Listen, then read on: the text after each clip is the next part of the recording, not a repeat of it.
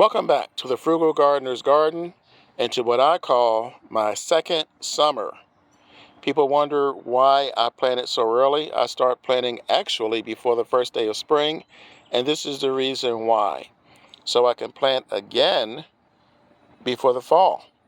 A lot of people plant in May or June, then they plant again in September, but by me planting before spring or early spring, I get to plant again in July, hence the term second summer. I didn't coin that phrase, but I like to use it because it gives a good explanation of what's going on here.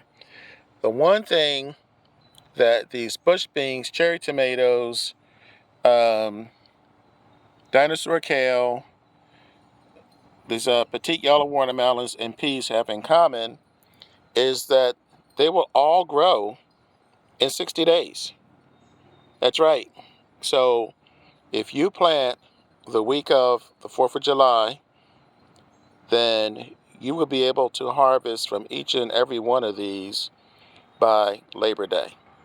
That's approximately 63 days or thereabouts. It's an easy way to remember it, but this is what I do to get the most out of my garden during the summer months.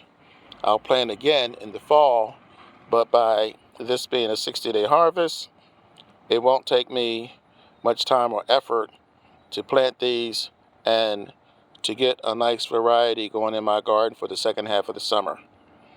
So that's it. This is quick. Didn't want to hold you. My second summer choices. I will probably add 2 or 3 more onto this, but that's it for now.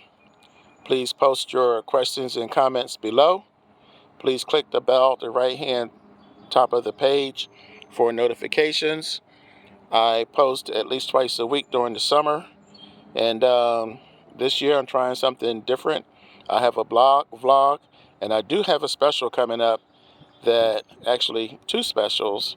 One of them is on how you can garden for very little, or in some cases no money. So that's it for now. Remember what I always say: when you grow your own food, you'll always know where it comes from. This is the Frugal Gardener. You guys have a great day, and I'll catch you on the next video.